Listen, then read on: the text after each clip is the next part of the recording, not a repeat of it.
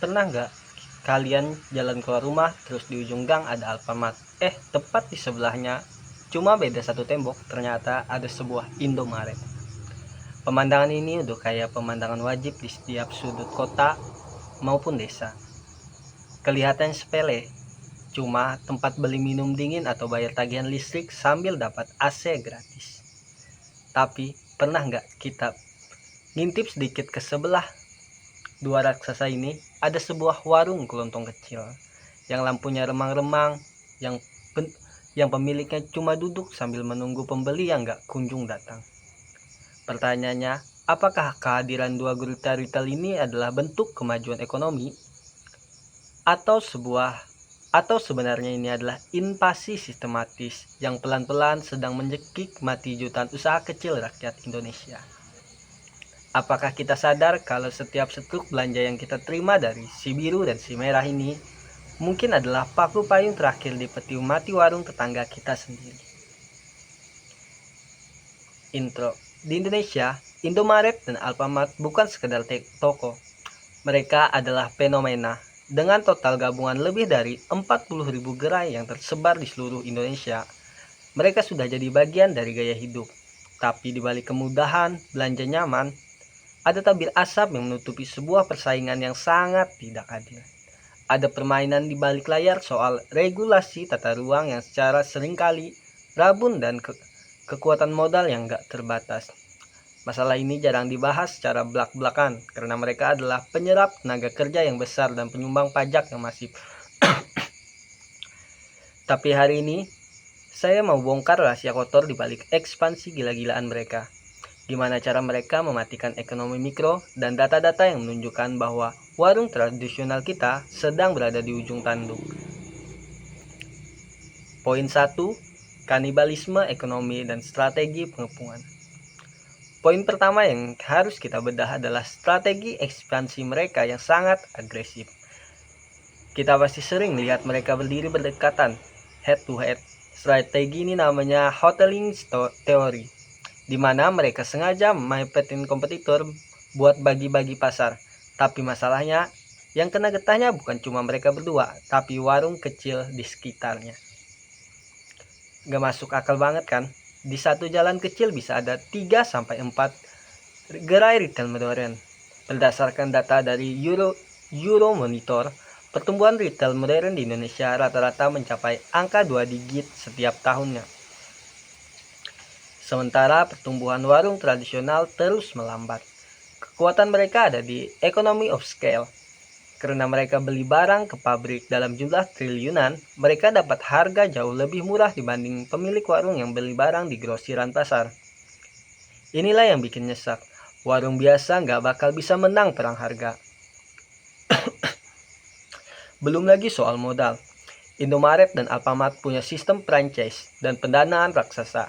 Mereka bisa tahan rugi setahun 2 tahun demi mematikan kompetitor kecil di sekitarnya. Begitu warung-warung di gang itu tutup karena nggak kuat saing, barulah mereka memegang kendali penuh atas harga dan pilihan barang di wilayah tersebut.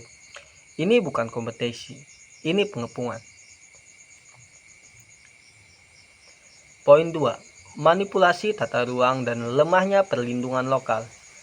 Ini nih yang jarang kita tahu. Indonesia itu punya aturan soal zonasi dan tata ruang. Idealnya, minimarket modern gak boleh berdiri terlalu dekat dengan pasar tradisional atau warung rakyat.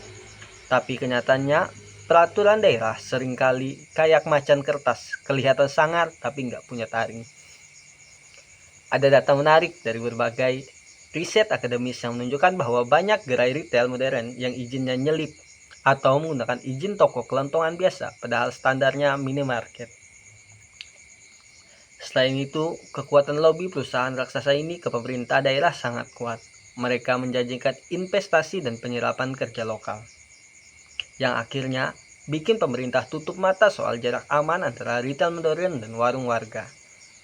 Efeknya domino. Ketika satu Indomaret atau Alfamart buka, radius 500 meter di sekitarnya bakal mengalami penurunan omset sebesar 30-50%. Data dari Asosiasi Pedagang Pasar seluruh Indonesia sering mengeluhkan hal ini.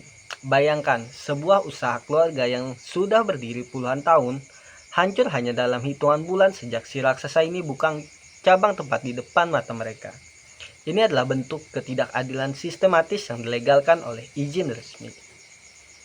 The mind-blowing fakta, perbudakan digital lewat sistem pembayaran. Kita pikir mereka cuma jualan sabun dan mie instan. Kita salah.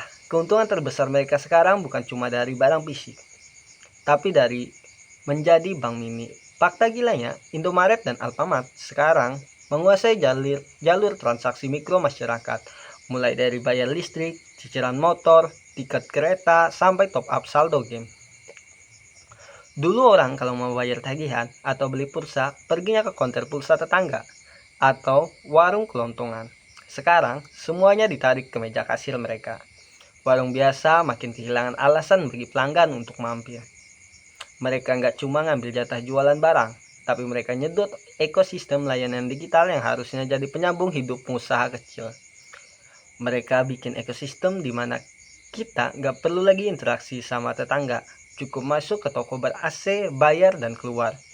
Mereka pelan-pelan menghapus fungsi sosial warung sebagai tempat interaksi warga dan mengubahnya jadi transaksi dingin yang 100% cuannya lari ke korporasi pusat. Poin 3, ekosistem UMKM yang ternyata cuma pemanis. Poin terakhir yang sering mereka banggakan adalah kami membina UMKM. Kita sering lihat kan ada rak kecil bertuliskan produk UMKM lokal di pojok minimarket atau gerobak jualan di teras mereka. Saya harus bilang ini, seringkali itu cuma public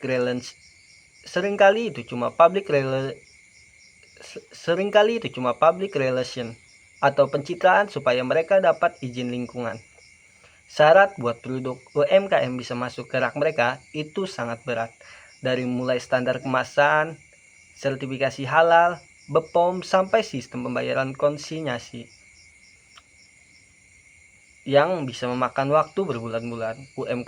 UMKM kecil nggak punya napas sedalam itu buat nunggu duit cair. Belum lagi soal biaya sewa teras. Banyak pedagang kecil yang jualan di depan minimarket itu harus bayar sewa yang nggak murah. Ironisnya, mereka jualan di teras toko yang sebenarnya sedang mematikan bisnis sejenis lingkungan tersebut. Mereka memberi ruang kecil di teras, tapi mengambil seluruh pasar di dalam wilayah tersebut. Ini adalah strategi cerdik buat meredam kemarahan warga lokal dengan memberikan sedekah berupa sedikit ruang usaha. Sementara keuntungan besarnya tetap mereka ambil. Yang terakhir, saya nggak nyuruh kalian untuk boikot total atau berhenti belanja di sana. Karena saya tahu kadang kita butuh kecepatan dan kenyamanan. Tapi video ini adalah pengingat bahwa pilihan belanja kita punya dampak nyata bagi ekonomi di sekitar kita. Apa yang bisa kita lakukan supaya warung tetangga gak punah?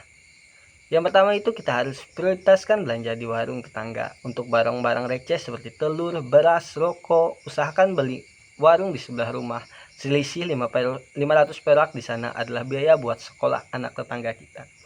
Gunakan layanan lokal, beli pulsa atau bayar tagihan di konter pulsa milik warga. Jangan kasih semua kue ekonomi ke korporasi raksasa. Yang ketiga, tuntut peraturan daerah yang tegas. Sebagai warga, kita berhak protes kalau ada pembangunan retail modern yang melanggar aturan zonasi dan jelas-jelas bakal mematikan pasar rakyat di daerah kita.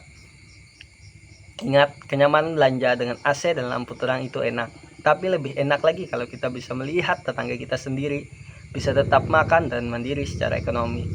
Jangan sampai suatu hari nanti kita bangun tidur dan sadar bahwa satu-satunya pilihan untuk bertahan hidup adalah dengan menjadi karyawan di toko yang dulunya menghancurkan usaha keluarga kita sendiri.